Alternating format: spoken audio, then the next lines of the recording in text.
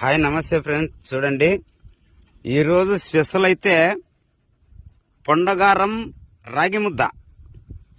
చూడండి, పొండగారం అయితే చలికి క్లైమేట్కి చాలా సూపర్గా ఉంటుంది ఫ్రెండ్స్.